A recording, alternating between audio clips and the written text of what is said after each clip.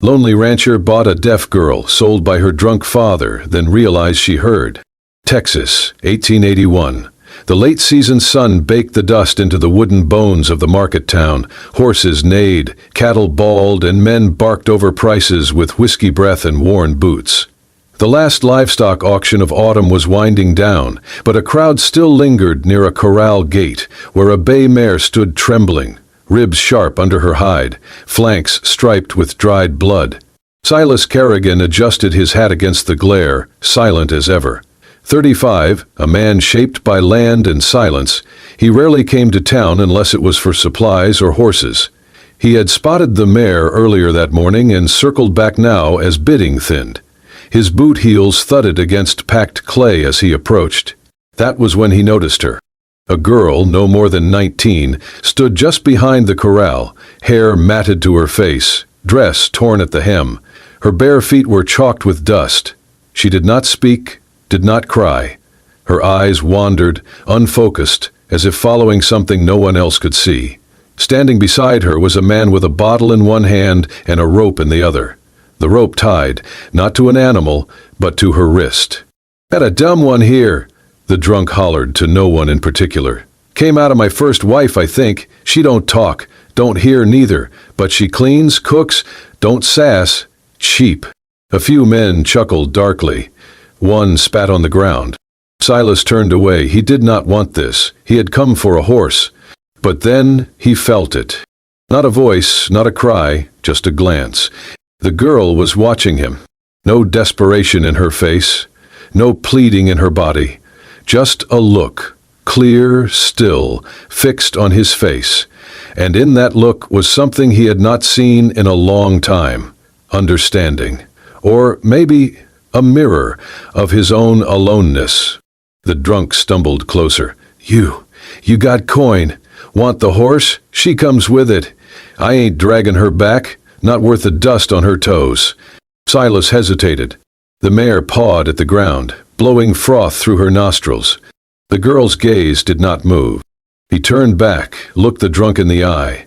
"I'll take both." The laughter from the nearby men was instant and crude. "You buying livestock or starting a harem, Silas?" one called out. Silas did not answer. He counted coins into the man's hand. Enough for a horse, not enough for a soul. The man yanked the rope toward him, but the girl flinched, stepping behind Silas instinctively. "She yours now," the drunk slurred. "Don't say I didn't warn you. Ain't worth feedin'." Silas untied the rope, tossed it back. He guided the mare out of the pen, the girl walking behind with soft, deliberate steps. She held nothing but the thin shawl draped over her shoulders. When they reached his wagon, she stopped, waited, still silent. He opened the back and motioned for her to climb in.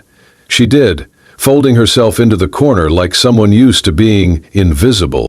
As he climbed up to the driver's bench, he felt the faintest tug on his coat. He looked down. Her fingers, small, calloused, had brushed his sleeve, just once. She did not look at him now. Her gaze rested on the distant hills. But in that single touch, he felt it. She had not thanked him, had not begged, but she had chosen in that moment to trust him. Silas Kerrigan, who spoke more with horses than men, who lived alone on 200 acres of red Texas clay, with fences for company and scars he never named. And now, a girl who could not hear. A girl who might understand, more than anyone had ever guessed. He snapped the reins. The wagon creaked forward, wheels crunching over the hard-pan road out of town. Behind him, the girl sat curled beneath a blanket, face turned to the wind. She never looked back. Neither did he. The wagon rolled through dusk and dust, winding between low hills and scattered mesquite until the fields widened and the sky opened into Texas emptiness. Silas's ranch wasn't much to look at, just a main house with a slanted roof, a few outbuildings and a long stretch of prairie where cattle grazed under open sky. But it was quiet, clean, and for a man like him, it had always been enough. Until now. He helped the girl down from the wagon, unsure if she would bolt or freeze, but she stepped lightly to the ground. Her eyes swept the land, not frightened, just watchful, as if cataloging everything without asking permission. Inside the kitchen, Silas stoked the fire and pointed to the kettle. She nodded and moved toward it without hesitation, finding the tin cups and ladle like someone who'd always belonged near fire and hunger. Still, she hadn't made a sound. After supper, he handed her a piece of chalk from the cabinet and tapped the wooden door frame beside the table. "Name," he said, slowly. She looked at him for a long moment, then crouched beside the frame. With careful fingers, she scrawled a single name in soft, slanted letters. "Emmeline?" He read it once, then twice. "Emmeline," he repeated out loud, like testing how it tasted on the air.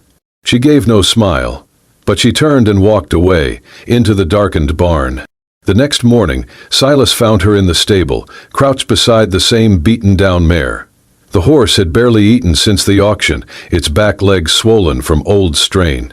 Emmeline ran a damp cloth down the mare's flank, whispering with her hands, not words, not signs, just the careful rhythm of someone who listened with her palms and her breath. Silas stood at the barn door, arms crossed. He had seen seasoned ranch hands get kicked for less. But the mare stayed still, shuddering only slightly, and let the girl wrap its leg with quiet patience. Maybe she couldn't hear, but she sure as hell understood. That day Silas gave her chores, simple things: wash the floorboards, boil water, clean the tack room. She did them without complaint, without asking, without one sound. Each night he left chalk for her, and she would write notes in the margins of their world: bacon low, dog limping, wind smells like dust. They never spoke, but the quiet didn't feel empty. Until the storm came. It started like most Texas storms, slow and deceitful. A hot breeze rose around sundown, brushing against the long grass like warning breath. Silas glanced at the sky, noticed a line of clouds brewing far off, but thought nothing of it. He was in the cattle shed when she appeared, Emmeline, barefoot, wild-made, breath quick but soundless. She grabbed his sleeve and tugged hard. "What?" he asked, startled. She pointed upward, her hands trembling. Her eyes said what her mouth could not. "No." He hesitated, halfway through checking a sick calf, but something in her gaze snapped him into motion. She pulled again, toward the barn door, away from the corral. Then it happened. A crack. No, a shatter.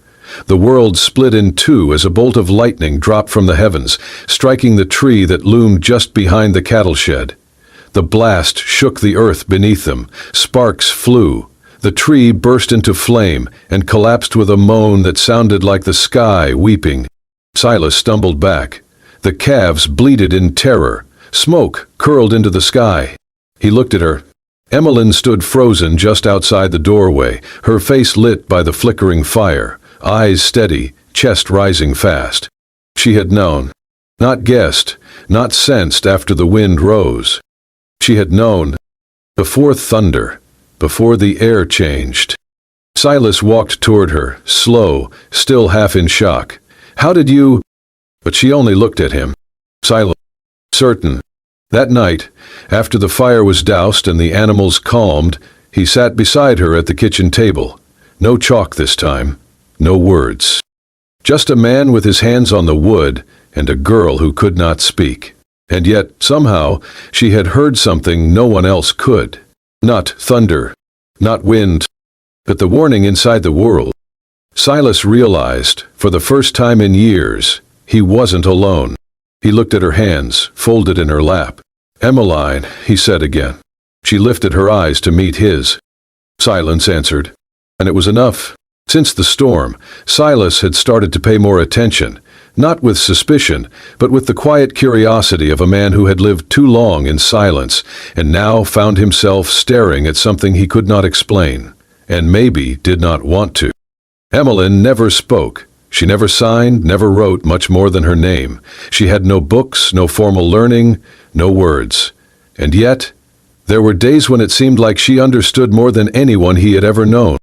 One morning, when the head cow stood alone in the pasture, not eating, Silas chalked it up to the cold. He made a note to watch her. But Emmeline, she moved without hesitation. She brought straw to the birthing stall, drew water with mint leaves from the well, and stood beside the cow, stroking her belly in slow, measured circles. By sunset, the cow was in labor. She had known. Somehow she had known. Silas said nothing, but he watched her. That night, he could not sleep. The next day, he tried again. He came back from town with tension in his shoulders, the weight of old history heavy on his back. The sheriff had spoken in half-truths and warnings about claims on the land. Whispers that his father had taken more than was rightfully his during the war. Bloodshed, relocation, guilt. None of it was new, but it never stopped stinging. He did not speak a word of it to Emmeline, but when he sat on the front step, staring out into the falling dusk, she came and stood beside him. She did not speak. She simply placed her hand on his shoulder, light as a breeze, steady as breath. After a long moment, Silas muttered, "How did you know?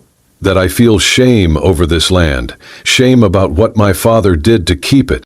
Emmeline's dark eyes searched his.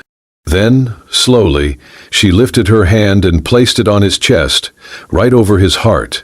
After that, she turned and walked toward the old oak tree where his father's grave rested, silent under the Texas sky.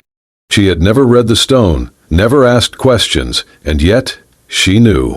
That night, Silas tossed in bed, sweating through a dream of cannon fire and scorched hills. His father's voice came through the smoke, rough, proud, trembling. "I gave you the land, Silas, and I gave you the blood on it." Silas woke with a start, his breath loud in the stillness. And then he saw her. Emmeline sat in a chair by the hearth. She had lit a single candle. In the flickering light, her profile looked carved from shadow and grace. On the table beside the candle was a blue handkerchief, faded, trimmed with hand-stitched lace. His mother's. Silas had not seen it in 10 years. It had been locked away in a cedar chest. No one else touched. He sat up. "How?" Emmeline didn't look at him. She rose without a sound and walked to the door. She didn't need to explain. He had heard something no one else could. Not words, not memories, but pain, grief, the silent weight of guilt pressed between ribs, the aching sound of a man's heart breaking when he was too proud to let it be heard. And in her quiet she answered. She heard. And for the first time in Silas's life, he feared not for his land, nor his legacy, nor even his soul. He feared losing the one person who knew what he felt before he ever said a word. The first whisper came from the blacksmith's wife. "She stares too long at the cattle," she said, folding breadcloths under the porch, voice low but sharp as wire, like she knows which one will fall next. By the end of the week, it was the preacher's son who added more wood to the fire. "She touched our goat," he told a circle of curious ears, "and 2 days later it gave birth too early. That ain't natural." No one had ever heard Emmeline speak, and the fewer words she gave, the more the town seemed eager to fill the silence for her, with fear. At the general store, a woman pulled her child behind her when Emmeline walked by, even though she only came to fetch flour. At the post, someone spat near her feet. Most days, she kept her head down. She never flinched. But Silas saw the way her fingers curled tighter around the basket in her arms, and how her footsteps became quieter, as if trying to disappear from ground that refused to forget. He did not speak of it to her, and she never asked why the world could not stand to see quiet kindness. But one afternoon, when a ranch hand's boy came down with a burning fever, red-faced and seizing in his sleep, it was not the doctor who came. It was Emily. She moved softly into the barn where the child lay. She did not ask permission. She merely knelt beside the cot, placed a hand on the boy's chest, then his forehead, and closed her eyes.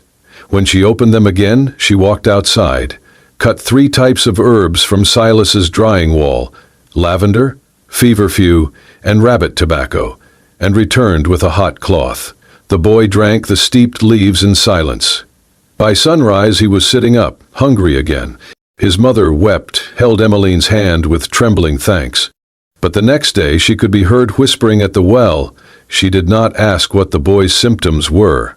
How did she know? How did she know? The fear was no longer quiet. 3 days later they came with torches, not lit, but carried like promises. 8 men and women, boots kicking up dust, stood at the gate of Silas's ranch. The oldest among them, Mr. Withers, A man whose own daughter had not spoken to him in years stepped forward. "We want her gone," he said. "That girl hears things she ought not." Silas stood in the barn's doorway, arms folded across his chest. He had not shaved in days, and his face was hard as the timber framing behind him. "She's mute," he said. "That ain't the same as deaf," Withers snapped. "She sees what's comin' before the sky even shifts. She talks to animals like they talk back.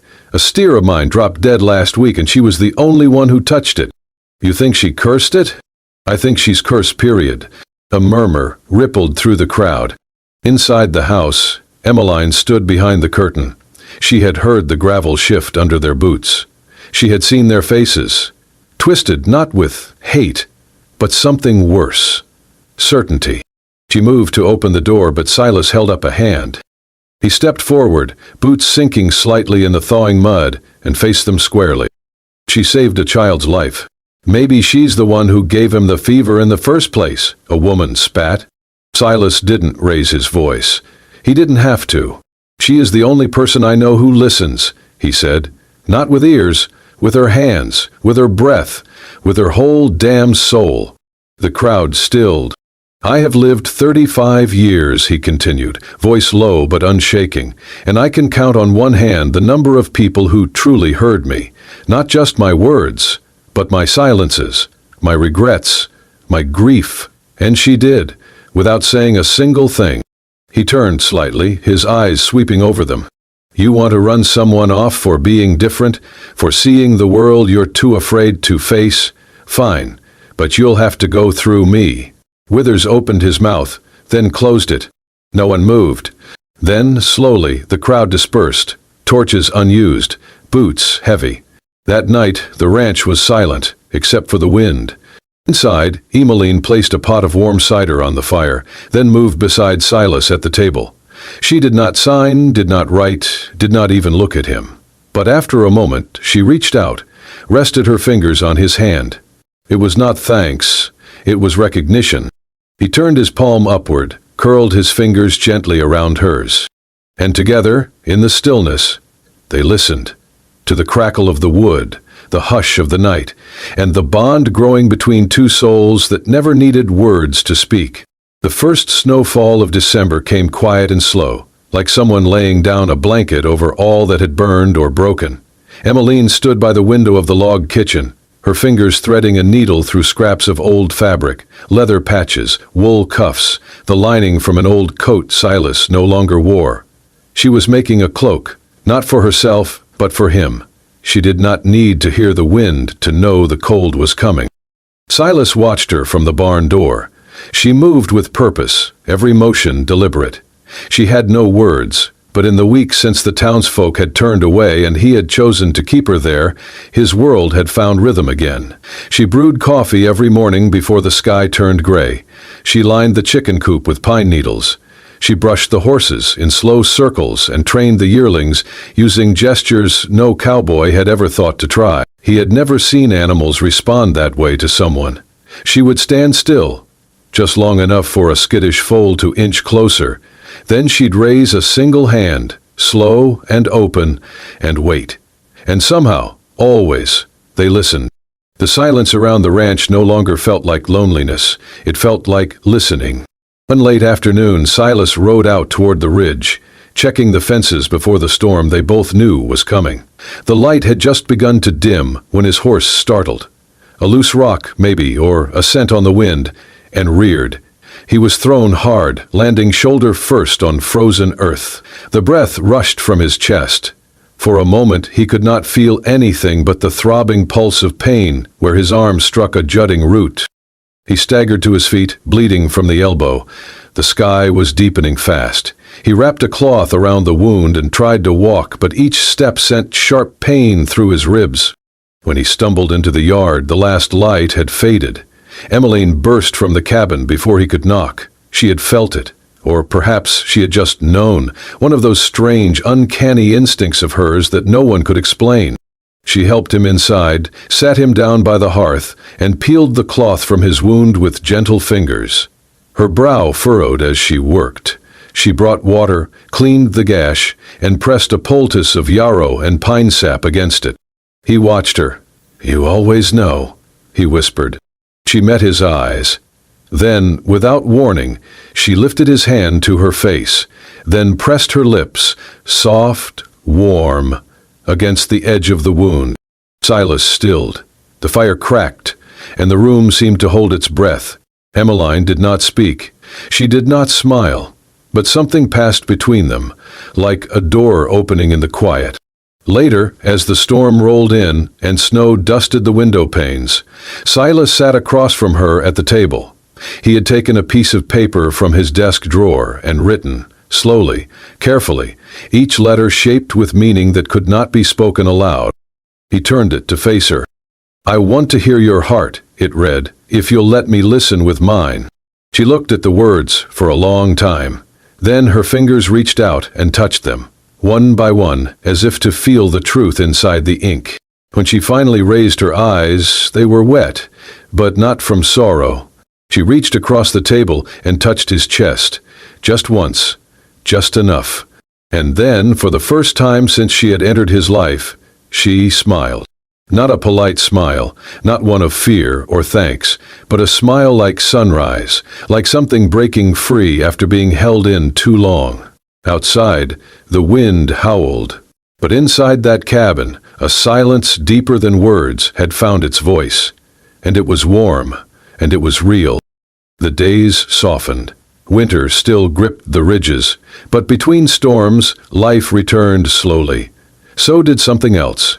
Something quiet and steady between Silas and Emmeline. She taught him sign language, water, fire, thank you. Her fingers moved like branches in the wind, and though he fumbled, she never laughed, only touched his hands, guiding them until he got it. He taught her to ride. She had never sat a saddle before. The first time, she clung to the horn, knuckles white, but he walked beside her, speaking low though she could not hear.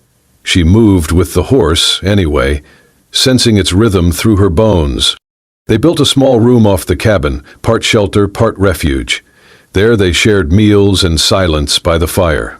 They did not need words. Their glances said more than language could. He noticed things.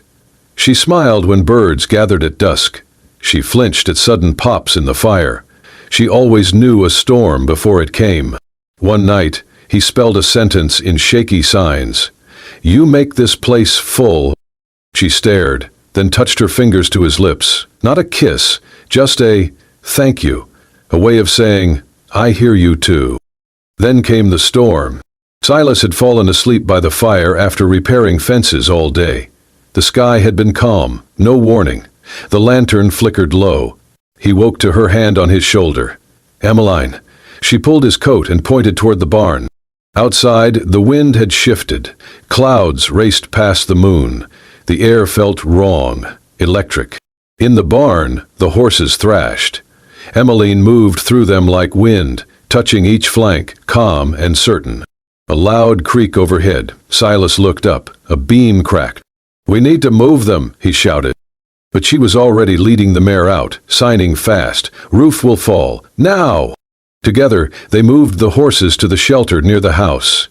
Rain hit the roof like fists. Just as the last animal cleared the door, the north beam gave way. The roof crashed where they had just stood. Silas turned. Emmeline stood, watching the barn collapse, hair soaked, chest rising. He looked at her. Truly looked. She was still, grounded, a part of the wind and rain, not separate from it. "How did you know?" he asked.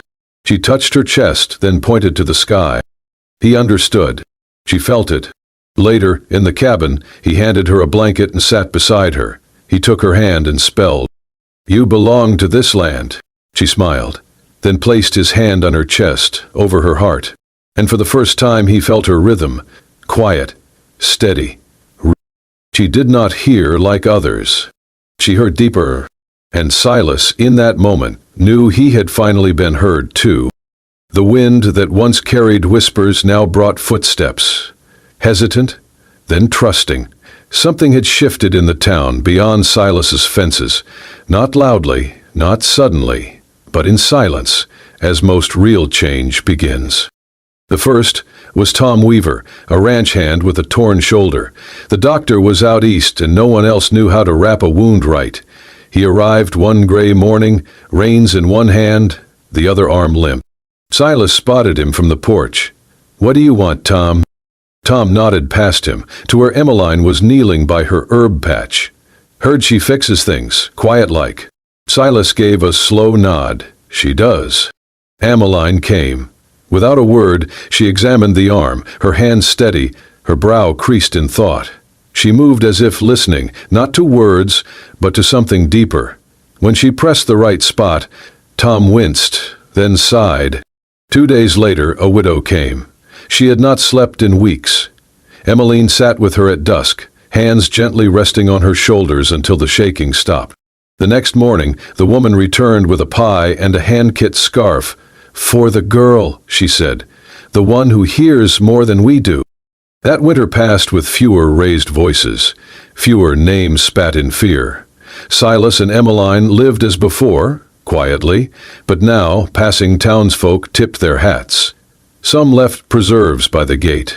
Each morning, Emmeline wrote on the chalkboard beside the kitchen, "Today will be good, I can feel it." Sometimes she was wrong, but most days she was right, and slowly people believed it. Then came the Sunday that changed everything. The frost had just lifted. The church bell rang, and before its echo faded, panic spread. A 7-year-old boy had vanished from his family during morning chores. One boot was found near the tree line. Nothing more. Men shouted, mothers cried, dogs barked. When Silas and Emmeline heard, he reached for his coat. Emmeline, already beside him, placed a hand on his arm, then knelt. She pressed her hands to the earth, palms, wrists, her whole forearm. Then she crawled forward, pausing, tracing subtle marks. A shifted pebble, a broken twig. He stood and walked. He did not look back, but they followed. Silas, then Tom, then others. Through thickets, up ridges, down dry creek beds, until, in a cedar-ringed clearing, they saw him. The boy, curled beneath a bent tree, his ankle swollen, his face streaked with dirt and tears. Emmeline ran. She knelt, checked his leg, brushed hair from his eyes.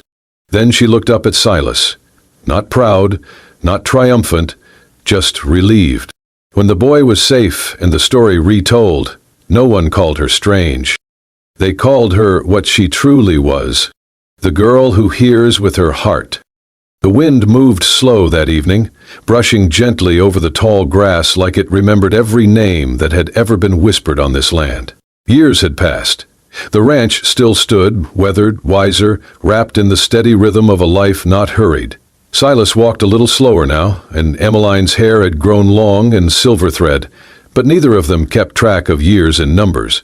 They counted time in seasons, in moments held quietly between two hands, in the soundless way a heart says, "I'm still here."